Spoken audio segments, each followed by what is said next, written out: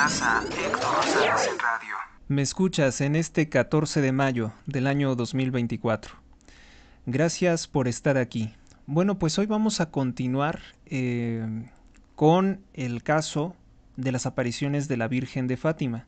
Es un resumen teológico, en gran parte hecho por el fallecido Joseph Ratzinger, después conocido como el Papa Benedicto XVI. Las descripciones en las que se basa es elementalmente comentar la tercera parte del mensaje de Fátima, y se nos aclara mucho lo que son las revelaciones privadas. Por tanto, si de doctrina se trata, qué mejor escuchar las opiniones de alguien como Joseph Ratzinger, de alguien como el Papa Benedicto XVI. Bueno, la visión que dijo haber tenido, bueno, que tuvieron los tres pastorcitos llevados de la mano de la Virgen, es que los llevó al infierno, pero también los llevó a conocer el paraíso, las almas del purgatorio, otros lugares. Describe el infierno como un lago de fuego. Las almas sufren y dan gritos de dolor. Los demonios son transparentes y negros, tenían formas de animales horribles o mezcla de cuerpos de animales. Una aberración. Un ángel con una espada de fuego parecía tratar de incendiar el mundo. Las llamas que aparentemente salían de dicha espada en esta visión eran apagadas por el resplandor de la Virgen. Mientras ella decía, penitencia, penitencia, penitencia. ¿Qué quiere decir esto? Que si fuera a lo mejor por el brazo justiciero de Dios, no habría vida en la tierra por toda la maldad que se comete.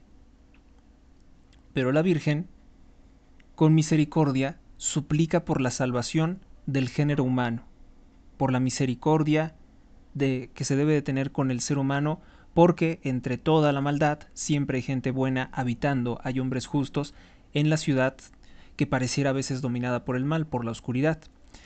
El Papa transitó por una ciudad en ruinas, como producto de una guerra, y repletas las calles de cadáveres, sufriendo por ver semejante destrucción. Caminó hasta una colina donde se hallaba una gran cruz. Llega, se postra de rodillas ante la cruz y es asesinado por un grupo de soldados que le dispararon. Muchos religiosos también murieron en el lugar. Los ángeles recogían la sangre de los mártires en unas jarras. Esa es la visión. En resumen, obviamente que me estoy saltando muchas cosas y estoy centrándome únicamente en lo más destacable. El mensaje parece ser fatal. Por ello se pensó mucho tiempo por parte de la Iglesia en cómo explicar la tercera parte del mensaje de Fátima, que tuvieron el 13 de julio de 1917. Se buscó cómo explicarlo porque, pues de otra forma, las personas no bien instruidas en la doctrina católica podrían sacar conclusiones completamente erróneas, incluso heréticas, y por heréticas me refiero a que piensan que el mensaje de Fátima es más importante que el libro del Apocalipsis. No, no debe de ser tomado así, y los acontecimientos de Fátima, la profecía, bueno, si se le quiere ver como la visión o el mensaje de Fátima, es de acontecimientos pasados, profecía no es. Cuestionando a Sor Lucía, precisamente importantes religiosos, expertos en teología, pues ella reiteró su convicción de que la visión de Fátima se refiere sobre todo a la lucha contra el comunismo ateo o la persecución que ejerce el comunismo ateo contra la Iglesia y contra los cristianos, y describe el inmenso sufrimiento de las víctimas de la fe, sobre todo en el siglo XX. Hoy también hay víctimas del comunismo, o sea, en ese sentido sigue completamente vigente lo que dice el mensaje de la Virgen de Fátima. No se sabía o no se decía públicamente que fuera el Papa el que aparecía en la visión, pero se entiende porque era un hombre, un obispo vestido de blanco. Ya saben que la mayoría de los obispos se visten de rojo y el vicario de Cristo viste de blanco. Sor Lucía está completamente de acuerdo con la afirmación del Papa cuando dice: una mano materna guió la trayectoria de la bala y el Papa agonizante se detuvo en el umbral de la muerte. Después del atentado que sufrió San Juan Pablo II, se cree que la bala que fueron dos disparos, la bala que le hubiera privado de la vida del atacante fue desviada por la mano de la Virgen y fue a parar a un jeep, del cual después fue extraída y se considera también como una prueba de un milagro. Entonces, Sor Lucía llegó a conocer esos hechos y estuvo plenamente de acuerdo con que lo que ella vio habría sido el atentado contra San Juan Pablo II, que tiene esto en un texto titulado Meditación desde el Policlínico Gamelli a los obispos italianos el 13 de mayo de 1994. Le cuestionaron también, por ejemplo, le cuestionaron por qué decía que el secreto o que la tercera parte del mensaje de Fátima tendría que revelarse solo después de 1960. 1960 es cuando se empieza a depravar toda Europa por lo que se denominó la revolución sexual y había los agentes comunistas habían infiltrado ya también la iglesia, la radio, la televisión, las universidades. Entonces ya se empezaba a radicalizar mucho el mundo occidental a su autodestrucción. Bueno, dice que esto no se lo dijo la Virgen. Sor Lucía dice que esto no se lo ordenó la Virgen, o sea, que fuera revelado el secreto después de 1960. Dijo que ella lo pidió así porque ella intuía que si se revelaba antes de 1960, nadie podría entender a lo que se refería el mensaje. No sé, ahí es un poco extraño, ¿no? O sea, ¿por qué ella tomó esa determinación de decir, no fue un mensaje de la Virgen, no fue una petición de Dios, simplemente yo estimé que tenía que ser revelado después de 1960? Ella explicó que ha descrito lo que vio, pero que la interpretación únicamente le correspondía al Papa. O sea, ella es la que recibió el mensaje, pero ella no estaba destinada a interpretar el significado del mensaje. Sor Lucía nunca exigió de manera grosera como lo haría un hereje, como lo haría un loco. Bueno, yo lo comparo, por ejemplo, con los que dicen ver el futuro, ¿no? O las películas de Hollywood en que ponen que alguien viaja del futuro al pasado y se comporta como un loco tratando de decirles no hagan esto porque es la destrucción de la humanidad. No, Sor Lucía no se comportó de esa forma. Sor Lucía siempre fue muy obediente, siempre dijo que si el Papa quería que se revelara el secreto, pues que se hiciera, pero que si el Papa estimaba que no era conveniente o no era necesario que se publicara las visiones de Fátima, pues igualmente lo consideraría pertinente. Esto es completamente distinto a la postura que han adoptado algunos herejes diciendo es que si no se revela el secreto de Fátima todos están perdidos porque no van a saber lo que va a ocurrir. Y eso es herético porque ahí está el libro del Apocalipsis. Cristo ya vino, el verbo, la palabra de Dios ya se encarnó, ya vino y se reveló totalmente. Ya no van a venir otros profetas, ni van a venir otros videntes, ni va a haber otras apariciones que vengan a decir, oye, ¿sabes qué?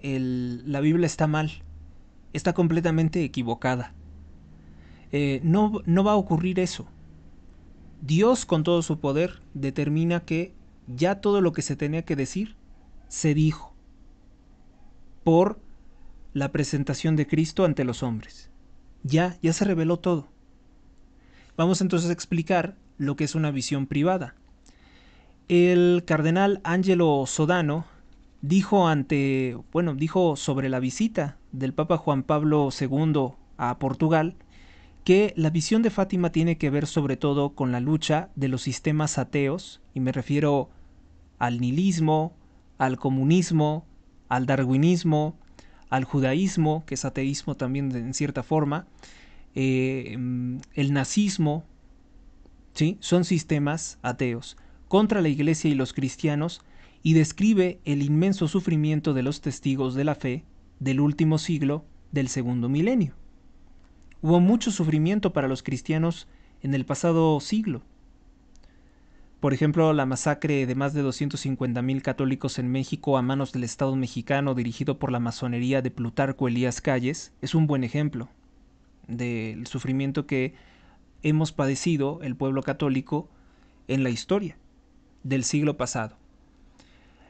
Las masacres que se cometieron en Rusia por parte de los judíos comunistas, las masacres que practicaron también en otras partes del mundo donde había población cristiana, no solamente los judíos, sino también otros grupos sectarios criminales como el Islam, han cometido crímenes contra los cristianos en África. Los países socialistas, no se diga, Rumania, Yugoslavia, Ucrania, muchos cristianos fueron martirizados por comunistas o por islamistas o por demás grupos sectarios.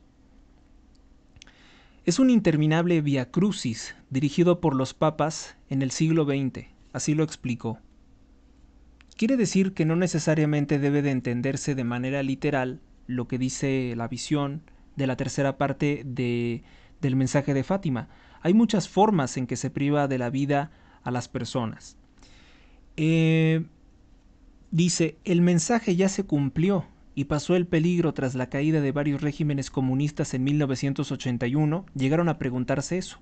No, porque dice lo siguiente, la llamada de la Virgen María en Fátima, la llamada a la conversión y a realizar penitencia, sabemos que es una demanda que en tanto estemos vivos es necesaria. La Virgen vino a reforzar lo que ya se dijo. No hay ninguna contradicción con lo que vino a predicar Cristo. Ayuno, penitencia, conversión. Pronunciada al inicio del siglo XX, conserva hoy todavía una estimulante actualidad.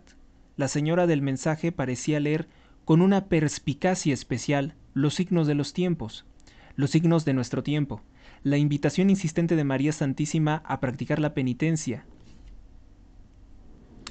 A practicar la penitencia es la manifestación de su solicitud materna por el destino de la familia humana, necesitada de conversión y de perdón.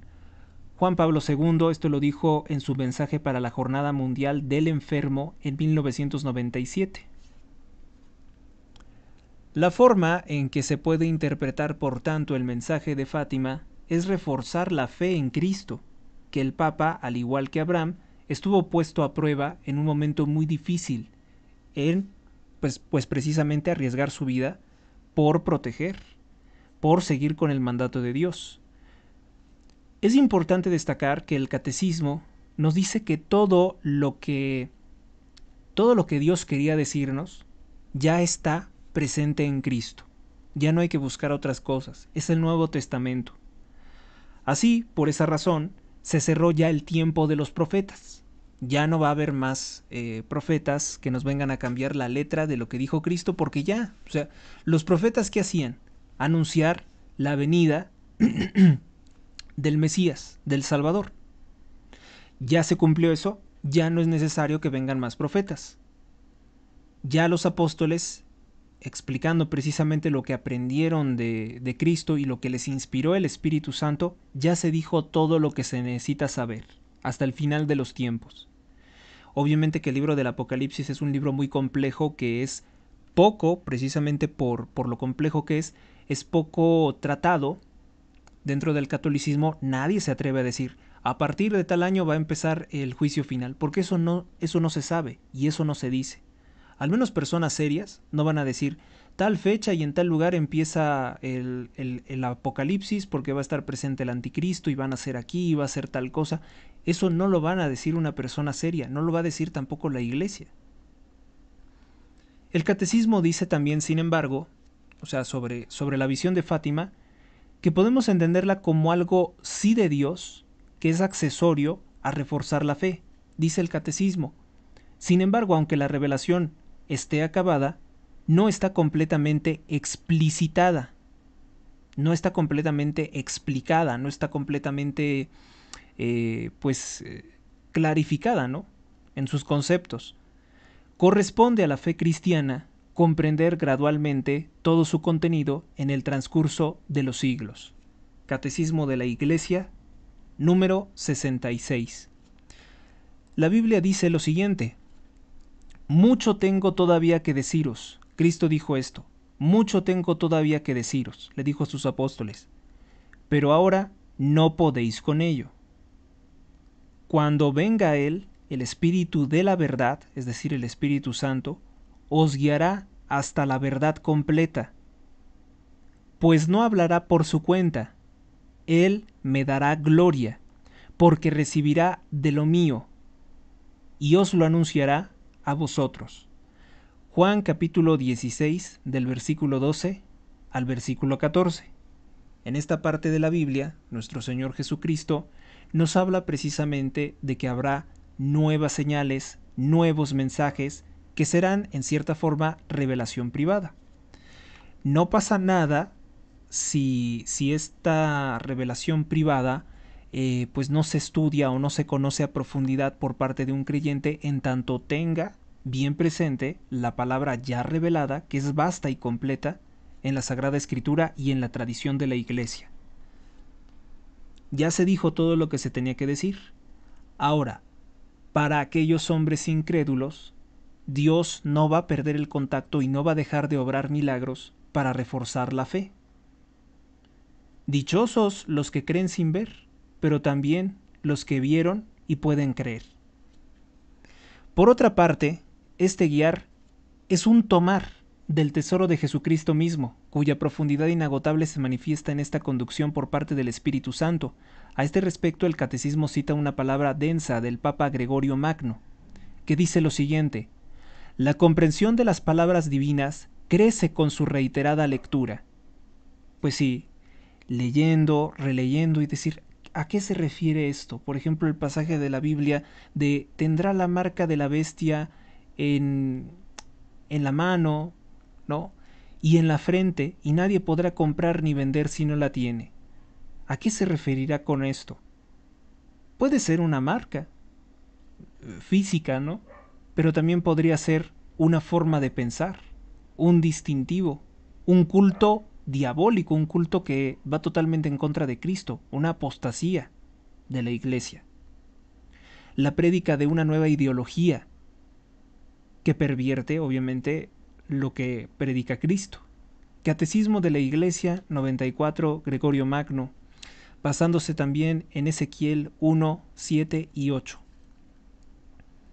Esto se lleva a cabo a través de la meditación y el estudio por parte de los fieles, por medio del conocimiento profundo que deriva de la experiencia espiritual y por medio de la predicación de los obispos, sucesores de los apóstoles, en el carisma de la verdad. Dei Verbum 8.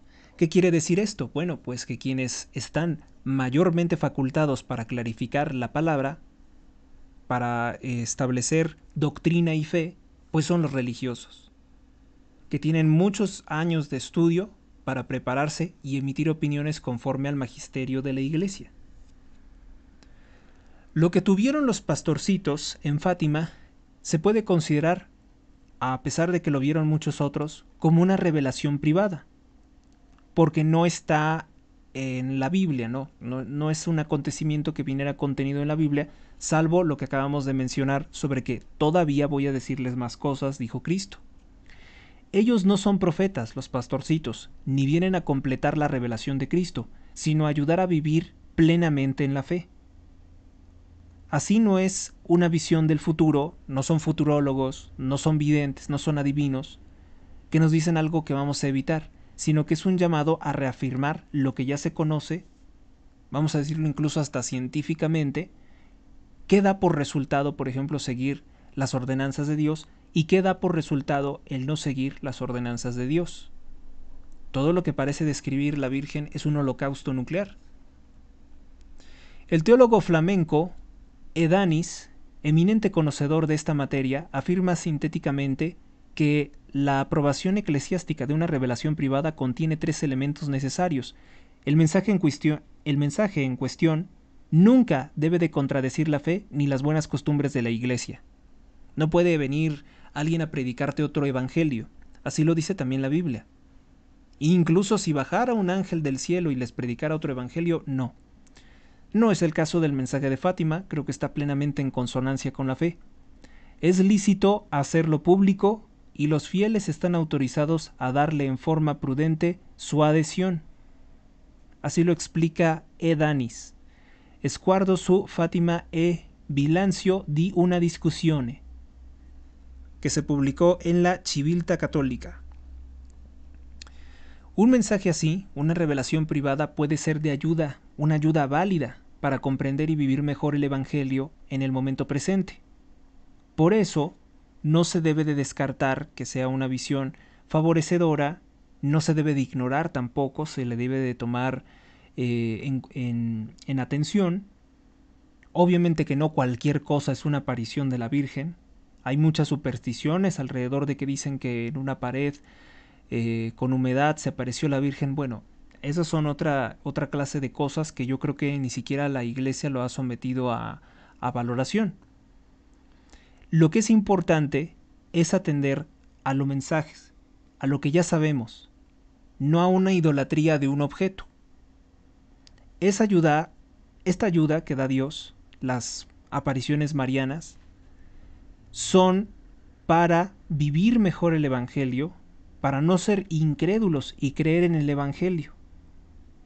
Pero no es obligatorio hacer uso de la misma, explica el teólogo. La postura de los herejes, que se dicen ahora ultracatólicos o católicos ortodoxos, eso no existe, ¿eh? Se es católico o no se es. Se plantean como que la Iglesia, fíjense toda la teoría de la conspiración, toda la imaginación que tienen algunos. Se inventan que la Iglesia está controlada por Satán en la actualidad y que a Sor Lucía la mataron, la asesinaron y que después la sustituyeron por una impostora y que el mensaje de Fátima, esta tercera parte que acabamos de compartir, que es falsa, que todavía no se cumple la tercera parte del misterio de Fátima y que, pues no sé, yo creo que lo quieren o empalmar con el Apocalipsis o no sé qué cosas estén inventando. ¿Y de dónde sale toda esta idea de que asesinaron a Sor Lucía y que la sustituyeron por una, que la suplantaron? Simplemente porque dicen que ya no se parece a otra foto que tenían de antes. Son razonamientos falaces que han hecho organizaciones corruptas, una en particular que se hace llamar Vaticano Católico. Terribles estos sujetos porque se nota que tienen muchos recursos para editar videos, para difundir artículos y dicen falsedades. La tercera parte del misterio, o mejor dicho, del mensaje de Fátima, ya se cumplió. Fue el atentado contra el Papa Juan Pablo II. Y lo que viene a enseñarnos es que no fue una visión del futuro, o sea, algo que no se puede cambiar, sino que el Papa cumplió con su obligación en múltiples aspectos de alzar la voz, la fe contra el comunismo, y eso evitó que el segundo disparo que hizo un terrorista turco le privara de la vida. Entonces, hay salvación. Entonces, se puede corregir el rumbo. Nada está dicho. Por eso hay libre albedrío. Y eso es algo que no quieren reconocer los herejes, que se dicen muy pero muy ultraortodoxos católicos, que en realidad están más cercanos a Lutero, porque Lutero hablaba de la predestinación. Bueno, lo que viene a continuación, pues es precisamente comprender que aquellas personas tienen que salir de ese error y deben de dejar de creer en historias pues así tan extrañas, porque si una persona cree esa clase de cosas, que un mensajero de Dios va a ser asesinado antes de que pueda dar su mensaje, pues es como creer que el maligno tiene más poder, que tendría el poder de censurar el mensaje de Dios. Eso no se puede, o sea, hay ciertas reglas mínimas en las cuales Dios siempre va a ser dominante. Si es su voluntad que el hombre sepa algo, lo sabrá. Como ya se sabe, a partir de la Sagrada Escritura, que es la revelación pública donde está contenido ya todo. La gente mala dice que la tercera parte, sin ninguna prueba, serían cosas como que habrá un antipapa, el que se rebelará contra la Iglesia y rendirá culto a Satanás, y cosas por el estilo que sin lugar a dudas llevan al sectarismo, y que lo que consiguen es que muchas personas se aparten de la Iglesia Católica y creen grupos sectarios. Y esas personas que se separan de la Iglesia Católica verdaderamente que quedan en indefensión, porque quedan divididos o quedan alejados de pues la unidad que puede darnos fuerza, ¿no? Que puede darnos fuerza y poder. Son esos los sediciosos, los que también dicen que la tercera parte del secreto de Fátima está oculto o que nunca se reveló, pues serían personas también que incluso llegan a afirmar cosas tan extrañas como que la Tierra es plana, que no es redonda, llegarán a afirmar que no existe el espacio exterior y lo mezclan con muchas otras teorías que van encontrando así alrededor del mundo o del ciberespacio, o que les van diciendo, y son creencias que ellos van uniendo y reforzando conforme a sus prejuicios. Esos son herejes, pero en sumo grado, porque no les interesa nada de lo que diga la iglesia, porque descalifican a todos los sacerdotes y al mismo papa diciendo que no son reales. ¡Qué terrible! Con justa razón, todos los papas fueron prudentes en evitar que esta tercera parte del mensaje se revelara así sin mediar, porque no lo iban a comprender. La imagen del papa siendo asesinado, pues bueno, ya dijimos que es el atentado. La imagen del papa siendo asesinado por soldados o por militares, pues es una imagen muy grave que incluso una persona sin mucho conocimiento que la interpretara literalmente diría que es el triunfo del mal sobre la tierra y que pues todos los cristianos van a morir. Hay otra pregunta aquí, teológicamente, que dice, ¿por qué eligió a 3 niños pastores como mensajeros? ¿Por qué no eligió una persona más educada y con más credibilidad? ¿Por qué eligió, por ejemplo, a Juan Diego para revelarse en México?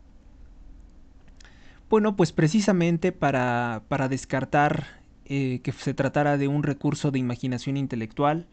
Los niños no podrían inventarse las visiones horribles del infierno, por ejemplo. De hecho, con tal precisión nunca se había descrito el infierno. Se sabía que era un lugar como un lago de fuego, porque lo dice la Biblia, pero no se detallaba todo esto que dicen haber visto los 3 pastores, los 3 pastorcitos. Porque Juan Diego, también puede haber un mensaje bíblico en esto. Recuérdese que el rey David, el rey profeta, era un pastor. Tal vez hay una relación también con ello. De la boca de los niños y de los lactantes has recibido la alabanza, responde Jesús a una frase del Salmo número 8, del rey David, a la crítica de los malvados sumos sacerdotes y de los ancianos escribas que encuentran inoportuno el grito de Hosana por parte de los niños en Mateo capítulo 21, versículo 16. De la boca de los niños y de los lactantes has recibido la alabanza. De la inocencia. De aquí probablemente que existe aquel refrán que dice que los niños dicen la verdad.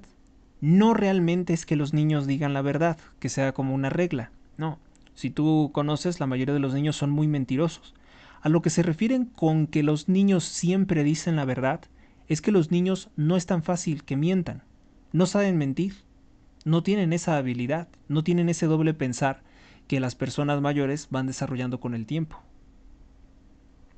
Los pastorcitos, si hubieran mentido o si hubiera sido un producto de sus imaginaciones, por lo general cuando alguien está mintiendo le va cambiando versiones, le va sumando o quitando aspectos.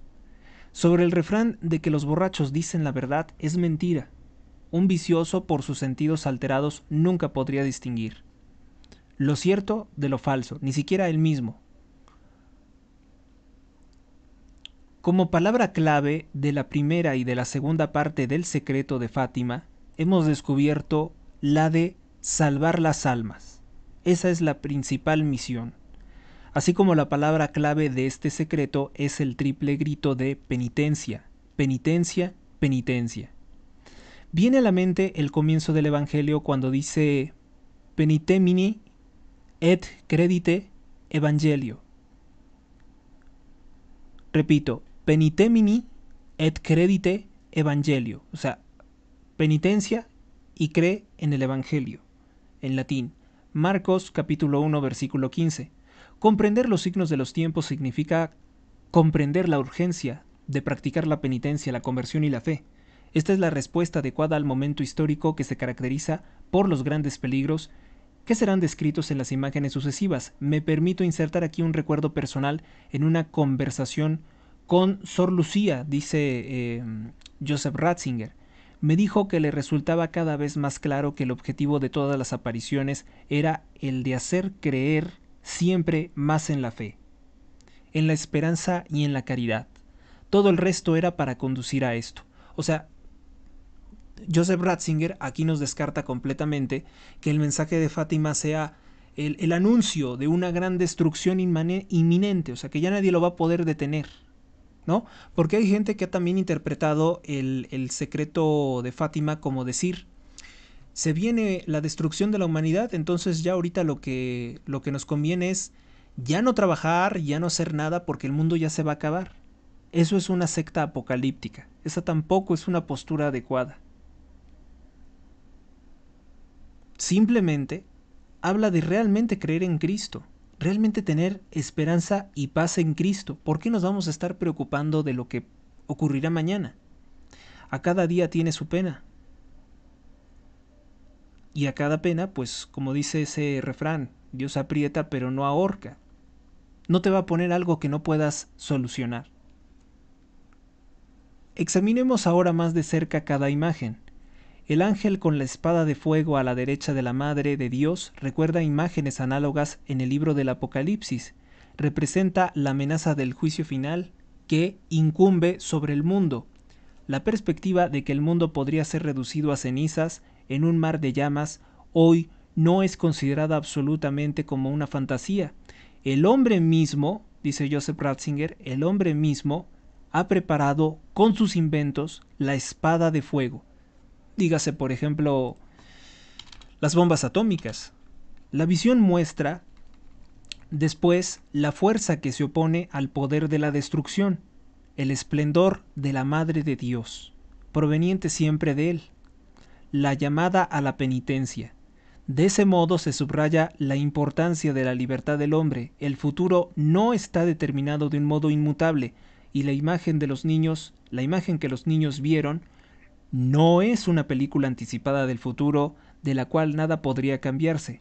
Toda la visión tiene lugar en realidad solo para llamar la atención sobre la libertad y para dirigirla en una dirección positiva. El sentido de la visión no es el de mostrar una película sobre el futuro ya fijado de forma irremediable. Su sentido es exactamente el contrario, el de movilizar las fuerzas del cambio hacia el bien. Y por eso están totalmente fuera de lugar las explicaciones fatalísticas del secreto que, por ejemplo, dicen que el atentado del 13 de mayo de 1981 habría sido en definitiva un instrumento del plan divino guiado por la providencia y que por tanto no habría actuado libremente. Así como otras ideas semejantes que circulan, la visión habla más bien de los peligros y del camino para salvarse de los mismos. ¿Quién? Dios, Cristo.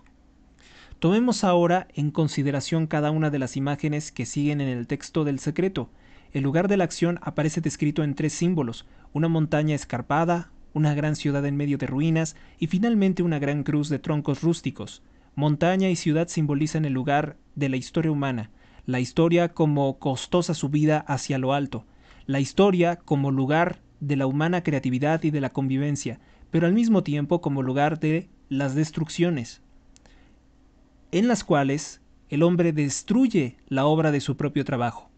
La ciudad puede ser lugar de comunión y de progreso, pero también puede ser un lugar de peligro y de amenaza extremo.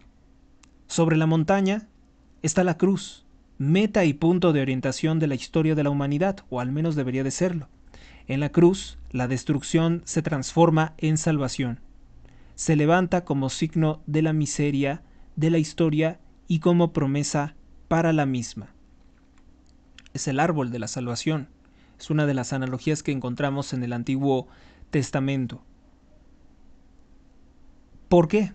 Pues porque por un árbol la humanidad se perdió, ¿no? El árbol de la ciencia del bien y del mal, del cual comió Adán y Eva, es una representación. Ahora se va a salvar también por el árbol de la cruz. Aparecen después aquí personas humanas, el obispo vestido de blanco, y hemos tenido el presentimiento de que fuera del Santo Padre, otros obispos, sacerdotes, religiosos, religiosas, también habrían aparecido en la visión como masacrados, hombres, mujeres de todas las clases y estratos sociales. El Papa aparece que precede a otros, temblando y sufriendo por los horrores que lo rodean. No solo las casas de la ciudad están medio en ruinas, sino que en su camino pasa por medio de los cuerpos de los muertos. El camino de la iglesia se describe así como un vía crucis, como un camino en un tiempo de violencia, destrucciones, persecuciones. Se puede ver representada en esta imagen la historia de todo el siglo. Del mismo modo que los lugares de la tierra están sintéticamente representados en dos imágenes de la montaña y de la ciudad y están orientados hacia la cruz, también los tiempos son presentados de forma compacta. En la visión podemos reconocer el siglo pasado como el siglo de los mártires, el siglo XX, como siglo de los sufrimientos y de las persecuciones contra la Iglesia, como el siglo de las guerras mundiales y de las guerras locales que han llenado toda su segunda mitad y han experimentado nuevas formas de crueldad. En efecto, con el desarrollo de la tecnología se hicieron nuevas formas de destruir. En el espejo de esta visión vemos pasar a los testigos de la fe de decenios. A este respecto parece oportuno mencionar una frase corta de Sor Lucía que escribió al Santo Padre el 12 de mayo de 1982. Dice: la tercera parte del secreto se refiere a las palabras de Nuestra Señora.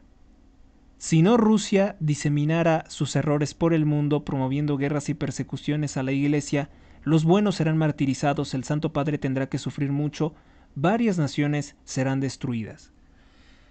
Probablemente hoy se diga resumidamente, se diga así muy sencillamente, en unas cuantas líneas, pero fueron muchos los sufrimientos que experimentó el Papa, sobre todo después de la Segunda Guerra Mundial. Ver cómo el comunismo, con la ayuda de Estados Unidos, o del gobierno masón de Estados Unidos, se apoderaba prácticamente de la mitad del mundo. Se cometían horrores y nadie ayudaba.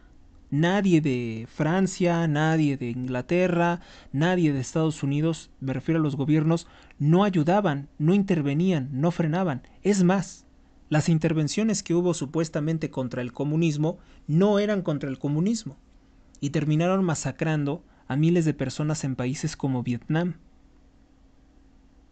Ahí simplemente en Vietnam, me da esa impresión, lo que querían era probar sus nuevas armas, como el agente naranja. Todavía hay mucha gente afectada por dicho químico en la actualidad en Vietnam. En el Via Crucis desde este siglo, la figura del Papa tiene un papel especial.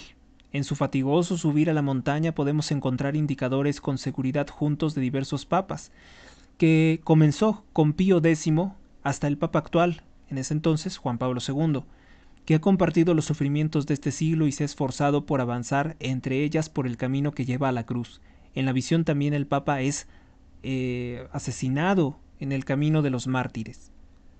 No podía el Santo Padre, cuando después del atentado 13 de mayo de 1981 se hizo llevar el texto de la tercera parte del secreto, reconocer en él su propio destino. No podía hacerlo. Había estado muy cerca de las puertas del más allá, de la muerte, y él mismo explicó el haberse salvado con las siguientes palabras: fue una mano materna a guiar la trayectoria de la bala, y el Papa agonizante se paró en el umbral de la muerte. 13 de mayo de 1994. Que una mano materna, se refiere a la Virgen, haya desviado la bala mortal nuestra, solo una vez más que no existe un destino inmutable, significa que no existe un destino inmutable, que la fe y la oración son poderosas, que pueden influir en la historia, y que al final la oración es más fuerte que las balas, la fe más potente que las divisiones. Este es el mensaje importante. La conclusión del secreto recuerda imágenes que Sor Lucía puede haber visto en libros de piedad y cuyo contenido deriva de antiguas intuiciones de la fe. Es una visión consoladora que quiere hacer maleable por el poder del Salvador de Dios una historia de sangre y lágrimas. Los ángeles recogen bajo los brazos de la cruz la sangre de los mártires y riegan con ella las almas que se acercan a Dios. la sangre de Cristo y la sangre de los mártires, está aquí consideradas juntas. La sangre de los mártires fluye de los brazos de la cruz. Su martirio se lleva a cabo de manera solidaria con la pasión de Cristo y se convierte en una sola cosa con ella. Ellos completan en favor del cuerpo de Cristo lo que aún faltaba a sus sufrimientos. Dice Colosenses capítulo 2 versículo 24. Su vida se ha convertido en Eucaristía, inserta en el misterio del grano de trigo que muere y se hace fecundo. El grano de trigo o de mostaza, no recuerdo si era que la fe crece de esa forma, dice. De una pequeña semilla crece un gran árbol. La sangre de los mártires es semilla de los cristianos, ha dicho Tertuliano. Así como de la muerte de Cristo, de su costado abierto ha nacido la Iglesia, así la muerte de los testigos fecunda para la vida futura de la Iglesia. También dicen, por ejemplo, que si bien los sacerdotes no tienen esposa e hijos, sí que tienen muchos hijos por la acción de su fe. La visión de la tercera parte del secreto, tan angustiosa en su comienzo, se concluye, pues, con la imagen de la esperanza. Ningún sufrimiento es vano y precisamente una iglesia sufriente, una iglesia de mártires, se convierte en señal orientadora para la búsqueda de Dios por parte del hombre. En las manos amorosas de Dios no han sido acogidos únicamente los que sufren como Lázaro, que encontró el gran consuelo y representa misteriosamente a Cristo que quiso ser uno de nosotros, que quiso ser para nosotros el pobre Lázaro. Hay algo más, dice, del sufrimiento de los testigos deriva la fuerza de purificación y renovación, porque es actualización del sufrimiento mismo de Cristo y transmite en el presente su eficacia salvífica. Es lo que dice gran parte de la explicación que dio el cardenal Joseph Ratzinger, posteriormente conocido como Papa Benedicto XVI. Ese sería el significado teológico de la visión de Sor Lucía.